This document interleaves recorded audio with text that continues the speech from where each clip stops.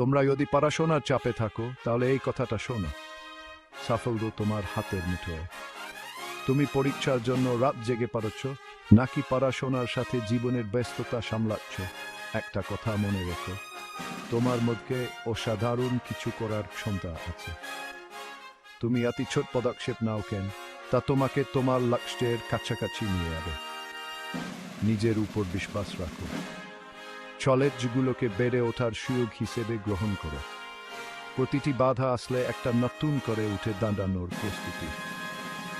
সফল মানুষদের দেখো, তারা তো বাধা ছাড়া সেখানে পৌঁছায়নি। তারা সফল হয়েছেন কারণ তারা হাল ছাড়েননি। তাই সামনের দিকে এগিয়ে মনোযোগী হও এবং সবচেয়ে গুরুত্বপূর্ণ, নিজের স্বপ্নগুলোকে বাস্তবে পরিণত করার ক্ষমতা তোমার আছে, সেটা বিশ্বাস করো। কারণ সাফল্য অন্য কারোর জন্য অপেক্ষা করছে না, তা তোমার জন্য অপেক্ষা করছে। তুমি পারবে। দক্ষ থাকো, অনুপ্রাণিত থাকো এবং নিজের উপর বিশ্বাস রাখো। মনে রেখো, 1000 মাইলের যাত্রা শুরু হয় একটা পদক্ষেপ দিয়ে, আর সেই প্রথম পদক্ষেপ তুমি ইতিমধ্যেই ফেলেছ বিশ্বাস করে। এগিয়ে চলো, সাফল্য তোমার জন্য অপেক্ষা করছে।